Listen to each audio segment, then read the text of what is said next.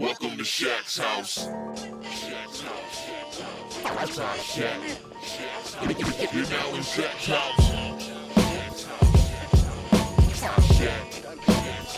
Welcome to Shaq's. What's up, Shaq Housers? How you doing? It's your boy, Shaq House here.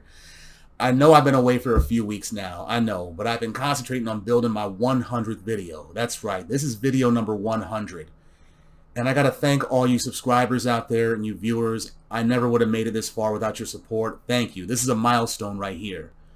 So who we doing today? One character who got one of the coolest makeovers in comic book history ever. We're talking about Warren Worthington III, the high-flying X-Man formerly known as the Angel and currently known as the Angel or Archangel, depending on how you want to look at him. Me personally, I prefer the blue-skinned razor-wing nigga as opposed to that feathery, blonde-haired, blue-eyed boar. I kid. He wasn't really a boar as the Angel, though. I mean, you'll see why. He has a lot of things that he did as the Angel that were trend-setting in comic book history, especially X-Men history. Don't believe what I'm saying? Check it out. Warren Worthington III's mutant power is flight due to a pair of huge feathery wings on his shoulder blades. The wings span 16 feet from wingtip to wingtip and are fully feathered and have an extremely flexible skeletal structure. His entire mutation renders his entire anatomy adapted for flight.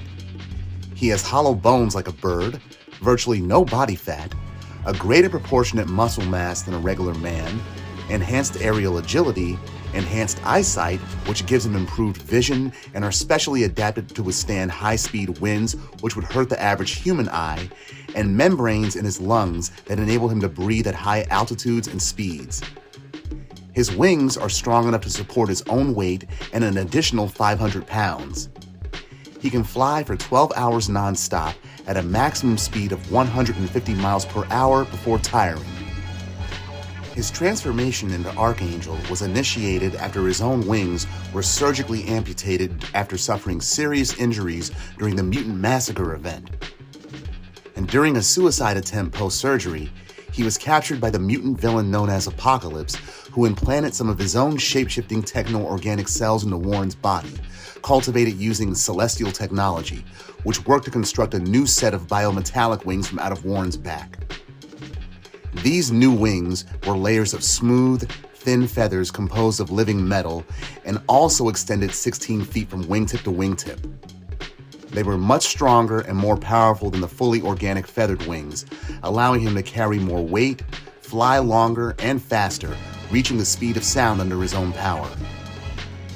These wings were razor-edged along the outside rim and sharp enough to decapitate a man or score steel with a casual movement. Also, Archangel's body now produced a neurotoxin which flowed through his wings and filled his feathers. These self-regenerating feathers could be fired as flechettes upon command, as a single dart or a stream of razor-sharp projectiles. The neurotoxin will be released into a victim even if it nicked their skin, paralyzing a normal person for at least 15 minutes. But Archangel himself, he was immune to the effects of the neurotoxin that his body produced. Both the toxin and the feathers themselves were so plentiful that they seemed to be virtually infinite for practical usage. Also, his metallic wings, they could fold into various configurations. They were retractable, collapsing into each other along a series of vertical lines, and they could shift into a ready mode, which was like a rectangular backpack with two spikes extending out and up from behind his shoulders, or even collapse into his back to be completely hidden underneath a regular shirt. Whereas with his original wings, he would need a strap and a customized suit and then regular clothes to go over that, with only the slightest of bulges showing from his back. A side effect of Archangel's transformation was that his skin turned blue, and he became somewhat stronger, faster, and with better stamina, endurance, and durability in the process, with the durability needed in order to withstand the speed of sound, which would be harmful on normal human skin. Shortly after the Onslaught event, Archangel's biometallic wings began molting, and he reverted back to his fully organic feathered wings. And some years after that, when he was assaulted by Black Tom Cassidy, he reverted to his regular pink flesh tone as well. This also triggered his secondary mutation of healing blood. Warren now possessed a tremendously powerful healing factor, which was conducted primarily through his blood cells. It caused him to naturally recuperate faster from most kinds of wounds, and exposing his blood directly to the injury would accelerate the healing even more. His healing powers could also be applied to other people through transfusion or direct exposure, though only in certain cases where there was compatibility between his blood and theirs. Archangel's power automatically neutralized any potential diseases, viruses, or pathogens that could be transferred by contact with blood. All of Warren's powers seem to come from his bloodline as part of the Shi'araphim, an ancient race of angelic mutants. The Shi'araphim are apparently genetically opposite to the Niaphim in some way, making Archangel's blood actually caustic to those mutant descendants from other ancient bloodlines, like Nightcrawler. Although considering Nightcrawler's recent retcon, that may no longer be the case. At one time, while still feathered but blue-skinned, Archangel spontaneously manifested a new mutation based on enhanced life energy. His hair and wings were converted into pure energy, an outward expression of his own supercharged life essence. Formed out of golden living light, they could fire flechettes of life energy that caused a metaphysical shock to his opponent's system, temporarily incapacitating them by directly touching their souls, sort of like Dagger from Cloak and Dagger. Warren could also morph his fingers into razor-sharp blades that extended over a foot in length, and expel his life energy as a physical and empathic healing effect. He could stimulate hope and joy in the hearts of other people, and cure them of many ailments or injuries, including paraplegia. It was by taxing his healing powers that Archangel exhausted his new abilities and reverted back to his normal mutation. But whether these powers were part of some plan by Apocalypse or another expression of his Shi'araphim mutation is unknown. Later, Warren's wings were destroyed once again, this time by his drugged-up teammate Wolfsbane. But this triggered a reemergence of Apocalypse's further mutations on him.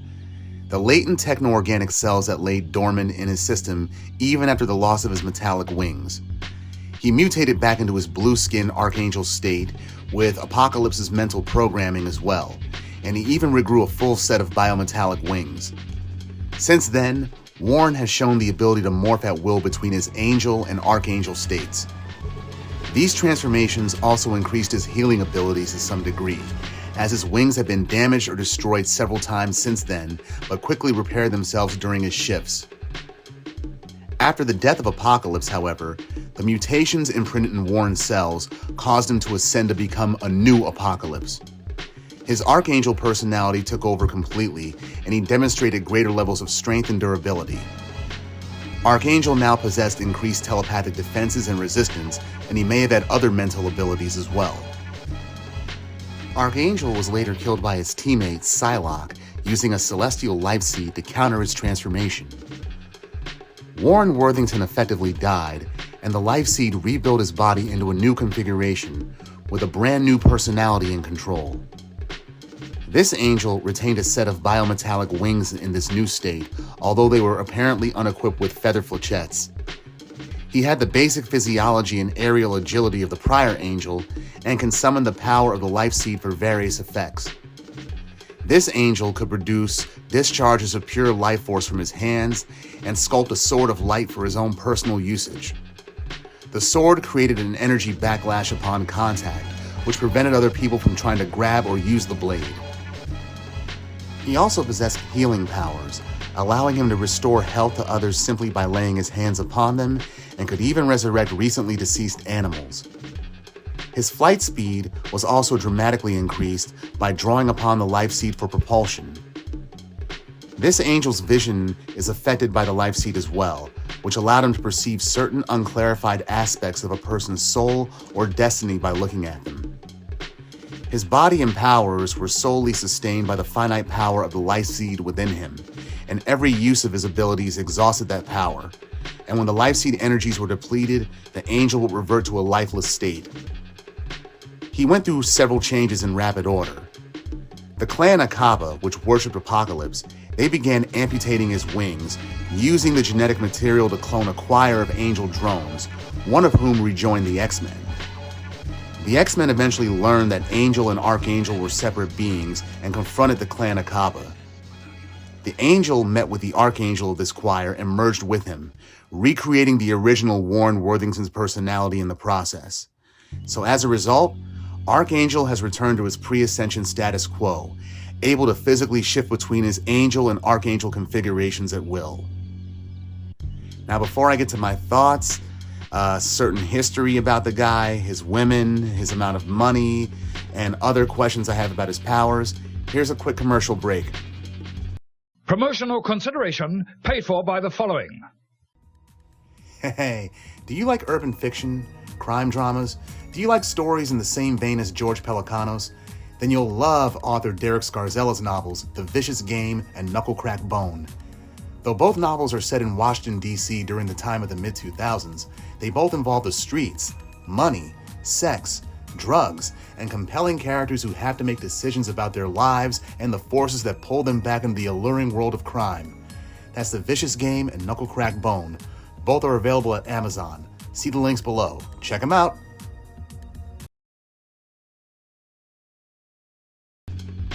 Some fun facts. Warren Worthington III was born to an extremely wealthy family and is the sole heir and CEO of Worthington Enterprises, a multinational conglomerate with holdings in advanced aviation technology, periodicals, at least one newspaper, experimental alternative fuels, fancy frozen yogurts, and legal mutant brothels. Over 150 years old, the company has a near uncountable net worth. A talented businessman with a college degree in business administration, Warren's wealth ranks him among the lower part of the Fortune 500 list. In his own words, he's a spoiled rich kid from Long Island. He was one of the original members of the X-Men, the third member to join the team, in fact. And you would think because he's got money that he'd be cold, rude, and dismissive, but nah. Warren Worthington, he's a dedicated superhero, and he's proud to be a mutant. In fact, he was one of the first mutants to reveal both his mutant status and superhero identity to the general public. Because of that, he's been a member of the Defenders and funded the very short-lived Champions of Los Angeles. I'm sorry. I love the Champions, but anyway. He also has membership in the Hellfire Club due to family inheritance, and has also been a member of incarnations of the 4 Horsemen of Apocalypse, X-Force, and the reformed X-Corporation during the Krakoan Age. But how does Warren compare to other wealthy mutants? Yeah, he's a multimillionaire, and Warren's company is both old money and constantly producing new revenue. Now, compared to Charles Xavier was stated to be a billionaire during Grant Morrison's run on New X-Men, and it was shown during the 1980s that his assets diminished over the years. As a result, he needed Warren to loan him some money back then. How about that? But Xavier, he's also old money. He comes from a wealthy family too. But his personal income is really from stocks, shell companies, and a portfolio as we saw throughout the Krakoan Age. Now, Emma Frost? She's also born into old money, but she didn't inherit her father's wealth. She built her own wealth from the ground up. Also, when Warren's wings were amputated, his backstabbing best friend at the time, Cameron Hodge, took advantage of him in his distraught state and convinced him to make Hodge the head of all of his assets, which happened when Warren appeared to commit suicide on that plane. However, he reclaimed the fortune through behind-the-scenes legal proceedings after Hodge was killed, and Warren got himself declared legally alive again. So he inherited all of his money and took control of his company again, and all this occurred prior to Uncanny X-Men number 294, where he appeared as his old self again. He's been with many women over the years. There's been human policewoman Charlotte Jones, the Dazzler, his childhood sweetheart, the late Candy Southern, who he'd often claim was the only woman he's ever really loved, an unrequited attraction to Jean Grey, but his best relationship, I think, was with Elizabeth Braddock, aka Psylocke. I mean, they both checked off all the boxes for another. They were born into wealth, had their bodies altered beyond their control, and they just clicked as well too, and they're Hellfire Club members. Now, I'm not going to talk about his relationship with Husk. In fact, I think Chuck Austen's entire writing period on Uncanny X-Men should be mostly erased. But anyway, Cameron Hodge, he's a personal enemy of his, having pretended to be his friend since they were children, but was always jealous of Warren, especially after he became a mutant. It was Cameron who killed Candy Southern, so Warren decapitated him. But he keeps on coming back over and over again, due to a pact with the devil. And then there's Apocalypse, the man who gave him his makeover as Archangel. Throughout the early 90s, Warren would always whine and cry about, "Apocalypse took away my life! He turned me into this blue-skinned angel of death! My life is ruined!" But thankfully, in Uncanny X-Men number 293, Jean Grey came along and told him, "It's not the end of the world. Just take back your life, fool!" Also, apart from his blue skin and razor-sharp wings, there are other aspects of Warren's transformation into Archangel that merit closer scrutiny. For example, his costume, with the blue and pink configuration. He doesn't appear to have that anymore, but now when he transforms into Archangel, he wears like a gray and blackish color scheme of that costume, and it manifests on him. It appears as part of his own body, an extension of his own body as well, and part of Apocalypse's intended genetic engineering of his mutation. Also, his personality shifts as well too. When he was initially transformed into Archangel, Apocalypse convinced Warren that humans were the reason that he lost his pride, his wealth, his wings, and his beauty. But it became more genocidal once the reintroduction of the Apocalypse strain occurred. Also, the sub-personality within Warren's transformation, it goes all the way back to Inferno. See right here, when Rogue tried to absorb Archangel's powers and personalities, look what happened. Now earlier, during the power description, it was stated that Warren's entire body is adapted for flight, just like a bird's. So he's got no body fat. So how does his body stay heated when flying at very high altitudes? I mean, it does get colder the higher up you go, and then you gotta add in the wind chill factor to boot. He must have a source of energy that keeps him warm and that powers his flight. It's possible that his feathery wings are just solar collectors, trapping vast amounts of solar energy and then converting it in his body for metabolic usages. However, as Archangel, his techno-organic metallic wings, they function differently. Remember, after initially losing his wings, Warren was infused with shape-shifting techno-organic cells apparently drawn from Apocalypse's own body, what has recently been termed the Apocalypse strain. These techno-organic cells were capable of self-replication and genetic analysis, i.e., they read Warren's DNA and his X gene and created a new set of techno-organic wings for him to replace his old ones, modifying his body in several other additional pre-programmed ways in the process. For example, the biological production of the neurotoxin for his wing blades, blue skin since he could now fly at the speed of sound, which would be rough on normal human skin, and other modifications. But Warren eventually reverted back to his original Caucasian and feather-winged state, but the Apocalypse strain remained in his body, dormant inside of his cells. After the trauma of losing his wings again to an attack by Wolfsbane, Warren's body somehow reactivated the Apocalypse strain in order to save himself, and the biometallic wings were grown again. But this time, however, Warren is somehow capable of flipping a mental switch in his head, repetitively activating and reversing at will the genetic engineering process caused by the Apocalypse strain, allowing him to switch back and forth from the feathered angel to the metallic Archangel. But whether this is an inadvertent side effect of the trauma that triggered the strain, or part of a larger scheme or planned by Apocalypse or others is unknown. Okay, that's what I gotta say about Archangel, Angel, Warren Worthington III. Again, I think he had one of the coolest makeovers in comic book history. That's what I got for you now. Tune in next week, Shackhousers. I'll see you on Christmas week. See what I got then, and I hope your week and your Christmas goes well. Later! Mansion, apartment. Shack house. Yes! Yeah.